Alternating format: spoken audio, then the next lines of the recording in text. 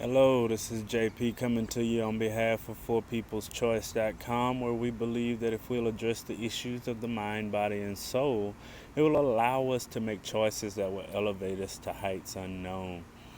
I know that in the past, some have seen probably on Facebook that I've had some debates with some different individuals over religious activities, but now I want to pose a question about um, education, because I had even told those individuals, okay, you believe what you believe, I believe what I believe, but what are we going to do together and come together to uplift our people?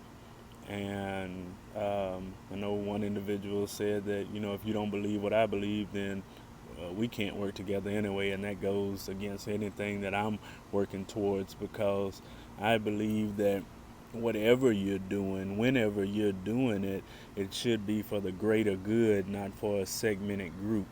So what I've decided to do is put my money where my mouth is, and then hopefully put our money where our mouths are, because we say that um, education, and we say that the upliftment of our people comes from knowledge. Our people perish for lack of knowledge.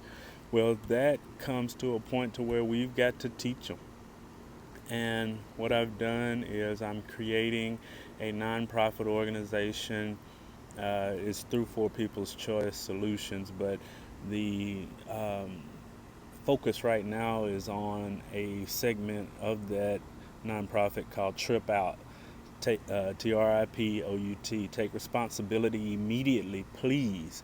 Otherwise, undergo termination. Because we have to decide whether education is a public good or if it's a private investment.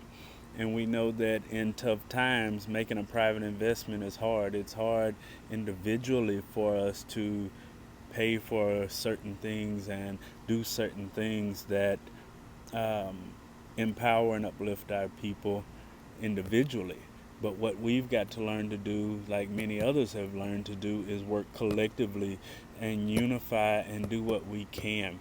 So I've created For People's Choice Solutions. We have a GoFundMe, which I'll post in the link below, um, where we are focusing on education of real history. We're focusing on education of financial literacy. We're focusing on education even towards trades, because in high schools back in the day, all the schools seemed like they had a trade, but now they've focused it so much towards just collegiate activities, to where some people, that's not the route that they're going to or wanting to go, but there's not as many options, and so many things are for profit, to where as we've left the industrial age and gone into the technological age or technology age, a lot of those for-profit schools still have a